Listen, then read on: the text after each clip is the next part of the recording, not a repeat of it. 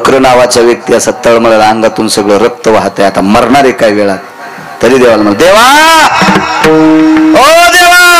भगवान म्हणले, नालाय का, आता काय देव देव म्हणतो रे हराम खोरा, माझ्या भक्ताला त्रास देतो आता देव देव म्हणतो.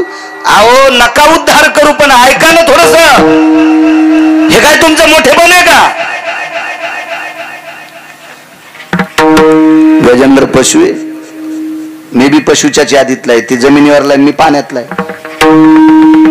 एकाला विमानात बसून नेता आणि एकाचे 2 तुकडे करून इथं टाकतात पाण्यामध्ये. काय तुमची नीती आहे का. अरे तो माझा भक्त आहे रे, मी याच्याकरता त्याला विमानात बसून घेऊन जातोय, त्याचं दुःख निवारण केलं, पशुच्या योनीत आलता, त्याला कायमचं दुःखातून बाजूला केलं, आता मी वरी घेऊन जाणार, त्याला परमपदाची प्राप्ती देणार. वा वा वा वा. जेव्हा गजेंद्र तुमचा भक्त, मी काय केलं तुमचं. अरे तो मह काही केलं नाही, पण मा भक्ताला त्रास दिला ना. एखाद्या वेळेस मला शिव्या देणारा परवडला भगवान म्हणले, पण माझ्या भक्ताला त्रास देणारा मला आवडत नाही. उलट भक्ताची स्तुती, माई नाही स्तुती केली तरी चालती, जे भक्त चरित्रा ते प्रशंसती, ते मला प्राणापेक्षा आवडतात. आणि तू सरळ सरळ माझ्या भक्ताचं रक्त पितो. नकडे हुशार होतं, जरा शहाणं होतं. तुम्हाला एक पहिल्यापासून म्हणे, बोलक्याच्या कडी इकत आणि गजबशाची चंदापेशी गहू इकत नाही. जीनच्या पॅन्टीवाल्याला चंदापेशी काय करणार आहेत. खपल्या खपल्या काढता येतात, खपल्या कळत्या ना कशा. खपल्या कळण्यासाठी आजीला आजोबाच्या जवळ बसत जरसक, मग तुम्हाला कळण खपली गहू कशी होते. विठाला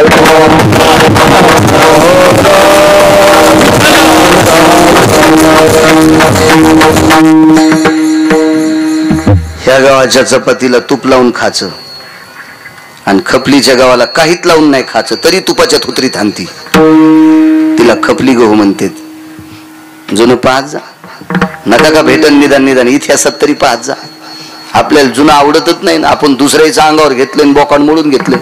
घरच्याचा इटन शेजाऱ्याचा भांग नीट, आपल्याला कुठं आपलं आवडत.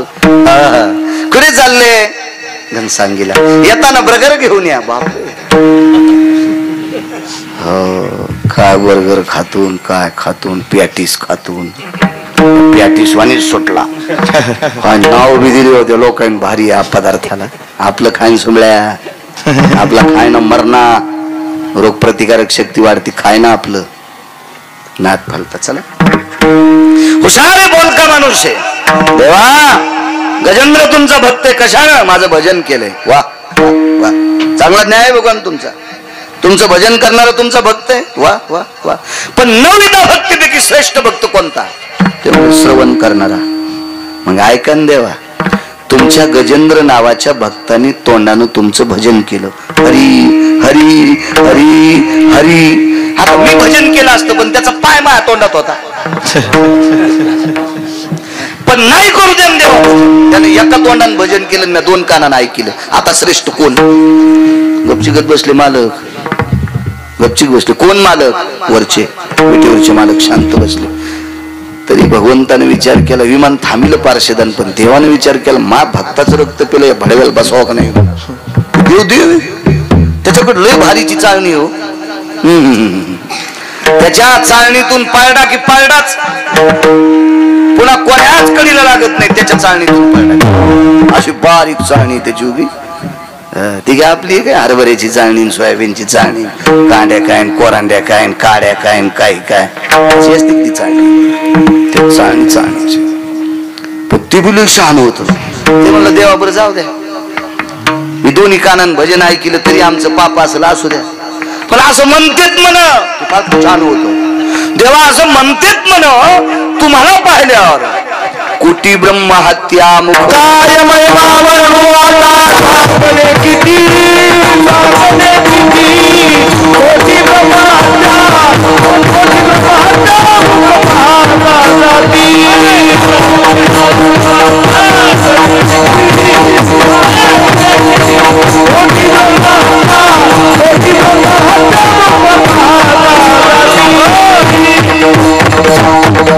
ऐकतो देवा मी.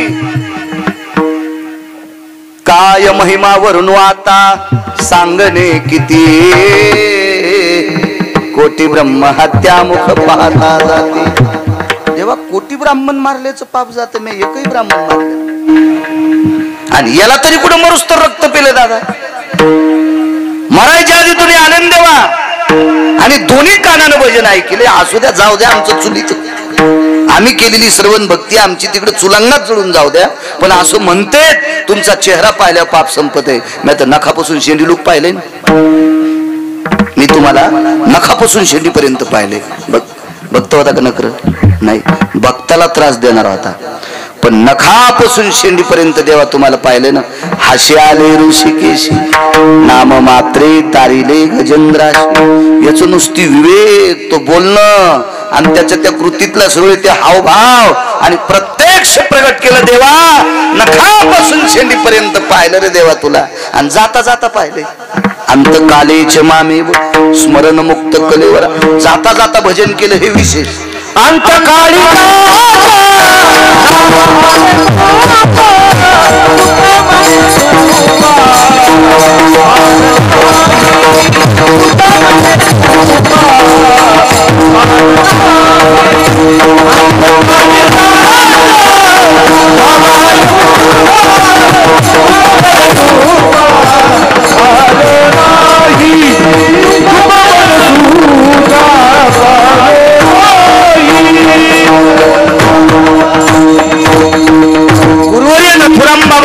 म्हणायचे असा पुरावा द्याला की कोटीची नोट. कीर्तनकार रस्त्याने चाललाय असा त्याचा परिणाम असतो.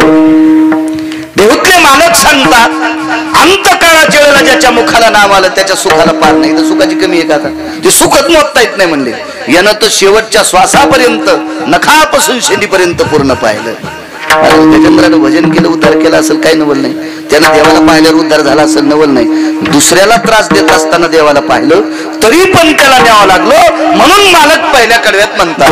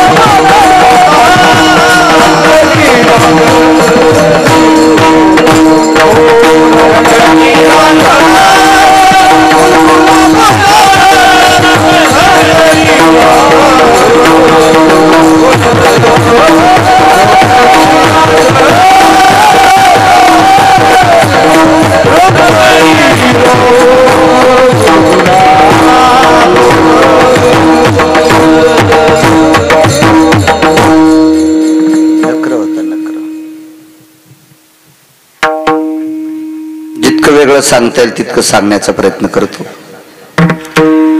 फार वाचायचा छंद आहे दादा पण वेळ भेटणं. ते घाण्याच्या बैलावानी काम झालं. घाण्याच्या बैलानं जास्त चालावं म्हणून त्याच्या तोंडापुढे हिरवी पेंडी लायते आणि पेंडीचं त्याच्या तोंडाचं इथभरच अंतर जास्त नसतं बरं. गंजीप काढीत पण ती येतच नाही घास ते हिरवी पेंडी तोंडाला. पण त्या पेंडीच्या आशेनं येळ भर बैल गाणं वाढायतलाय. तशी नारळी पेंडीची नाही उभे आहे ना, हसू नका गडे, तुम्ही माझ्याची यादीत येत नाही. तुम्ही कोणते तुकाराम महाराजाचे चुलते आहेत? बरोबर असं असते. तुम्हाला एक सांगू का, राजकारणात आम जनतेला नाव ठेवायचं नाही बरं दादा. एक जण म्हणला त्या गावान धोका द्याला, म्हणलं गावान धोका नाही द्याला, तुझ्या संचयन धोका द्याला. आहे का नाही? आता मी असं म्हणलं येईन कशाला हसायला पाहिजे, आमच्याच रांगेतले येत नाही. इतकंच फरक आहे. मी जरा मोठ्या चमच्यान खातो, हे बारक्या चमच्यान खाते, पण खाते.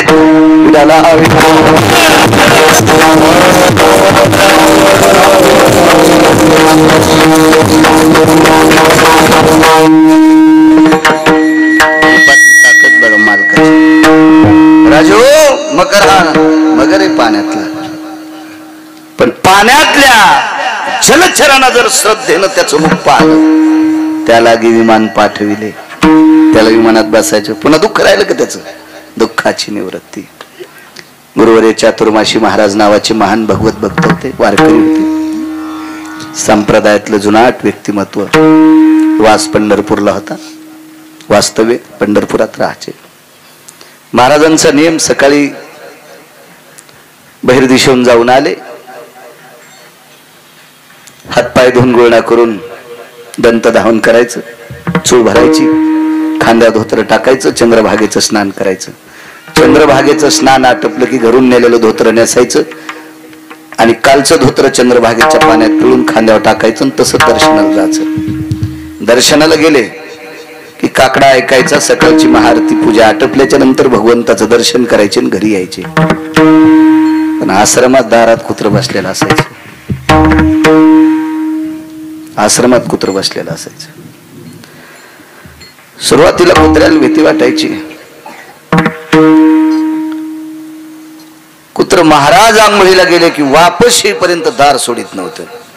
काय आश्रमात काय धन तरवे थोडंच होतं, चोरीचा विषय नव्हता. कुत्र्याला एकच जिंकायचं होतं, मी कुत्रा असल्यामुळे मला मंदिरात जाता येत नाही, मी कुत्रा असल्यामुळे मला जगाचा बाप पाहता येत नाही. पण नित्यानं जगाचा बाप पाहण्यासाठी जे जातात, आल्या आल्या त्यांना बघायचं म्हणजे देव पाहिलं इतकं पुण्य प्राप्त होतं. कुत्रे पण हुशार असतील. मी मगाशी बोलून गेलो, देशोदेशी दाक दयाच्या उत्तरे तयाची कुत्री परिभली. अधिकारी लोकांची कुत्री परवडे, सात्विकांची कुत्री परवडे. आवलंय काय कायची कुत्री गोडू. म्हातारी कीर्तनाला निघाली, संध्याकाळची वेळ होती, कुत्र्याला सांगितलं टब्या नाव त्याचं, ए टब्या आम्ही कीर्तनाला चाललो, आज गिरगावचे बाळू महाराज 10 मिनिटं कीर्तन आगाव करीन पाहिजे, वेळ होईना, दरदरुजातून उठू नकोस. कुत्र दारातच बसलेलं. म्हातारी वापस येऊस तर, आणि पोरानं मागच्या खिडकीतून सोयाबीनची 3 चुंगडे बाहेर टाकले. सांगा कुत्र चांगलं का पोरग चांगलं? म्हणजे कुत्र घर सांभाळायले आणि ज्याच्यासाठी संपत्ती कमावली ते बापाच्या माघारीत फुकायले, त्याच्यापेक्षा कुत्रच परवडलं. काय करायचे अशा अवलादी? कशाहून वाईट म्हणता तुम्ही कुत्र्याला? एका बाईनं माकडं कोंबड पाळलं, विमान आलं तर त्याला विमान, त्याला विमान पाठवलं. बाई कोण होती दादा? वेश्या होती. मग आनंदाना शिवरात्रीच्या पर्व काळात तुम्हाला सांगितलं असेल, ऐकलं असेल, मी पुन्हा कधी सांगेल. विठाला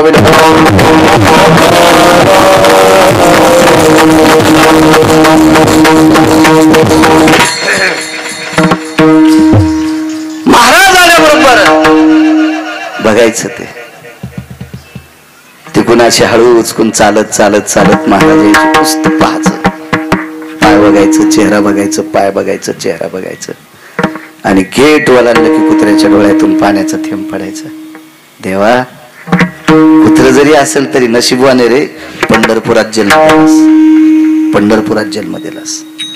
देवा, कुत्र का असना नशिबवाने पंढरपुरात जन्म दिला ना, अजून एक नशिबवाने वारकऱ्याच्या दारात जन्म दिलास.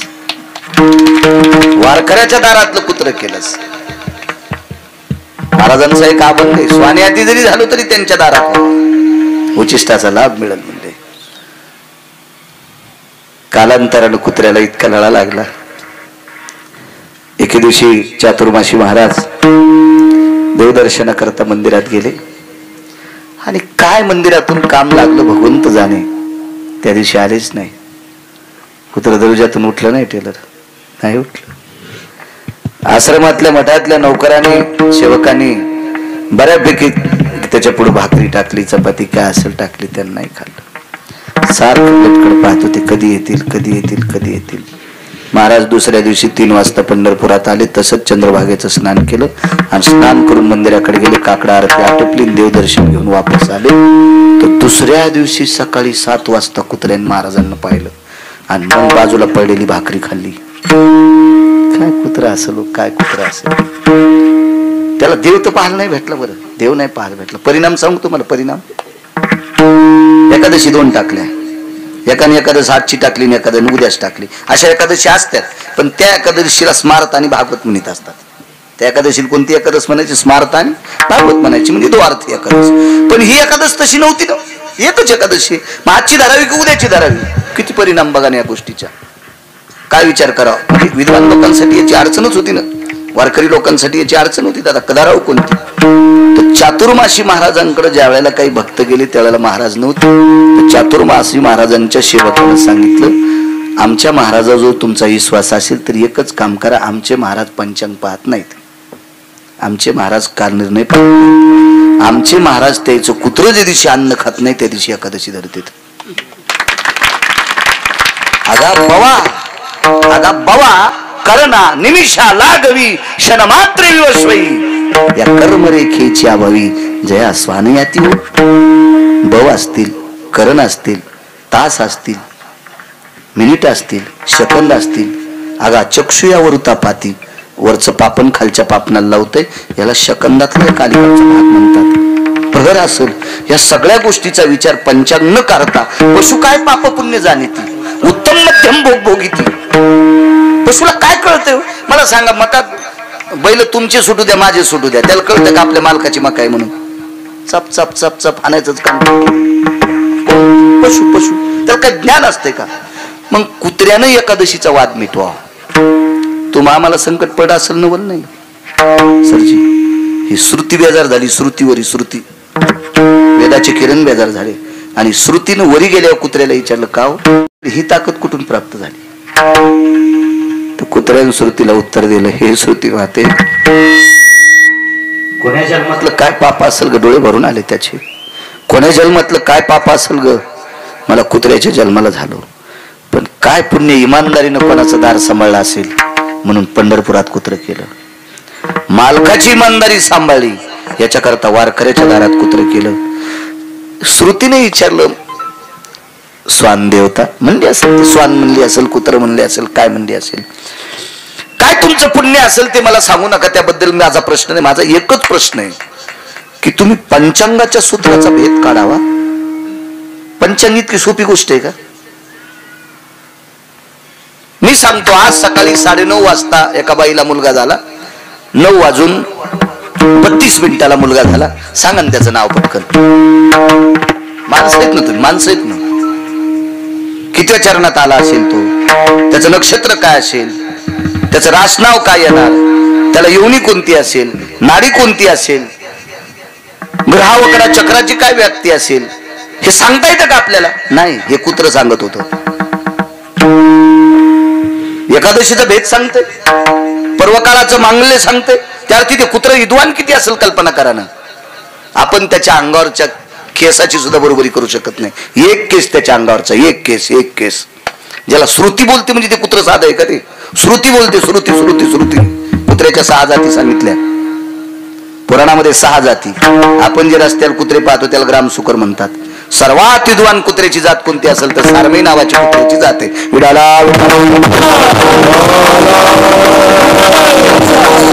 आता विज्ञानानं केलेले कुत्रे हे या 6 मध्ये मोजायचे नाही. आता जे तयार केलेले कुत्रे आहेत का, हे 6 मोजायचे नाही. हे काय तयार केलेली कुत्रे आहेत, हे विमानात पण जातात. हो, माझ्या शेजारी एक विमानात बाई बसेल होती. येऊगाला विमानानं जायचं. मी काय तिकडे गेलो नव्हतो, मलेशियाला नव्हतं गेलो. नंतर इसकी त्यांना आताच सांगायला द्वारकेला गेलतो विमानात. तर त्या बाईच्या पोटावर अशी पिशवी, तिच्या पोटावर ते कुत्र पसकन शिकारी. त्याला तिने टिश्यू पेपर काढ आणि त्याचं नाक पुसलं. नशिबान कुत्र का नाक पुसणारी? कुत्र नाही का? नाही कुत्र. काय काय विमानात बसले म्हणजे लय नशिबान असतात का? एकदा आम्ही तिरुपतीला चाललो.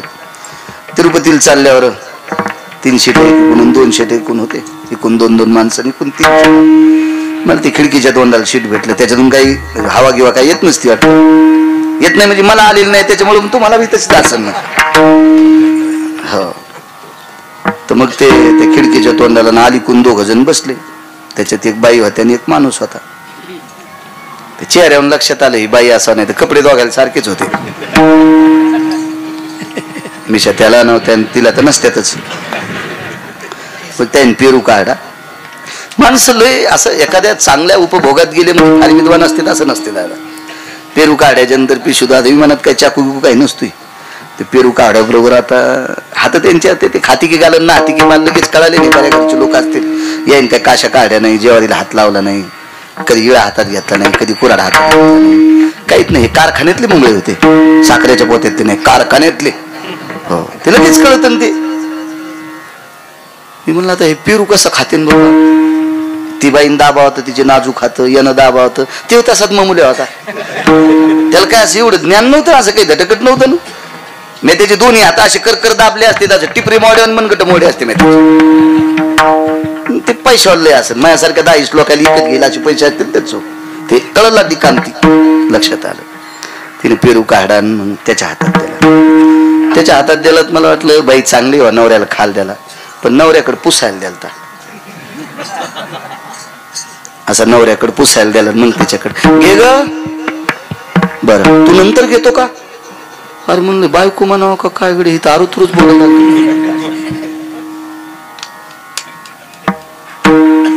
इतकं काय आपल्याला काय जनगणना करायची, आपल्याला काय घेणे देणं, फुकट कळण शेड आहे का नाही. मग तिने ते पेरू असा खाल्ला, नाजूक दात तिचे ते. इतकं वर्णन करायला तुम्ही पुन्हा म्हणता कॅमेरा लावून पाहिलं होतं काय का. तुम्ही अशी एक कुंडी पुन्हा असे फुलदाणा घालणार आहेत ना तुम्ही. काय तुम्ही म्हणजे आग्या मावळाच्या माश्या. ज्यानं धुपण आणलं त्याला कांदा काढू द्यायचं आणि रस्त्यात गंडावाला भेटलं त्याला टासायचं. माणसं कशी देत का काय. तिनं असं हळूच कोणतं पेरू खाल्ला. ए विवेक घे रे, तू पण खा. तर मला वाटलं आता तिने इथं खाल्ला म्हणल्या विवेक ना असा फिरवा आणि खालून फोडा. पण विवेकनं दादा इतकी पण जागा नाही बदलली, त्याच जागेवर टोकारला. मला वाटतं त्या जागेवर चव जास्त असेल ना जिथं बायकोचे दात लागले ते. तुमच्या बाजूला काही माणसं होती सोबतचे, त्याला म्हणलं असं हात खुनीलं. लगेच ती बाई म्हणली प्लीज सायलेंट प्लीज. ते काय इंग्रजी पिंग्रजी बोलत होती, आपल्याला काय कळणं गेलं काय नाही. काय कळतं त्याला आहे का नाही. ते संचाल बोलले काय म्हणलं इमान जवळ गडे काय बोलायला आपण यासाठी बसलोत का. अरे मी आणलं बाळ कुणी ज्या जागेवर टोकारलाय तिथला पेरू जर नवरा खालाय आणि तो ह्या विमानात पुण्यवान, हे विमान ठिकाणाला जात नाही इकडे. एक तर समुद्रात पडन, नाही तर वरची वरी जळण. वरी फोन लागत असला घरच्याला सांगा आमचं श्राद्ध करा, म्हणजे आम्ही आज मरायलो. तिथे माहित होईल ना वरील काही विमानात रेंज येत नाही काय. हा शिव नालायक, मला सांगा याच्यापेक्षा चांगल्याची कुठली किती चांगली आहे का नाही. श्रुतीने विचारलं माझा एक प्रश्न आहे, तुम्ही निसर्गाचा भेद मिटवता, निसर्गाचा द्वंद्व वाद मिटवता, इतकं तुमच्याकडे श्रेष्ठता आहे. ही आली कुठून. कुत्र्याचे डोळे पाण्याने डबडबले आणि श्रुती मातेला प्रणाम केला. हे श्रुती माते, माझ्याकडे एक पुण्य होतं. मी पंढरपुरात जन्मलो, असू पुण्य. वारकऱ्याच्या दारात जन्मलो, तेही पुण्य राहू दे. पण माझ्याकडे एक पुण्य होतं. नित्य देव पाहून आलेला वारकरी, मी त्या वारकऱ्याला पाहत होतो. नित्य देवाचं दर्शन घेऊन आलेला, देवाला पाहणाऱ्या वारकऱ्याला पाहण्याशिवाय मी पाण्याचा थेंब पेत नव्हतो, अन्नाचा कण खात नव्हतो. महाराज देव पाहिल्यावर किती पुण्य भेटेल हा भाग सोडून द्या. देव पाहिल्यावर किती पुण्य भेटेल हा भाग सोडून द्या. पण देवाला पाहणाऱ्या वारकऱ्या पाहिल्याच्या नंतर कुत्रा हा निसर्गाचा भेद मिटवतोय. कमी पुरुषार्थ असेल तो कमी पुरुषार्थ असेल, ते कमी सुखाचं लौकिकत्व असेल. मग देव पाहणाऱ्याला पाहिल्यावर जर इतकं पुण्य प्राप्त होतंय, देव पाहिल्यावर किती प्राप्त होत असेल. म्हणून मालक पहिल्या कडव्यात म्हणतात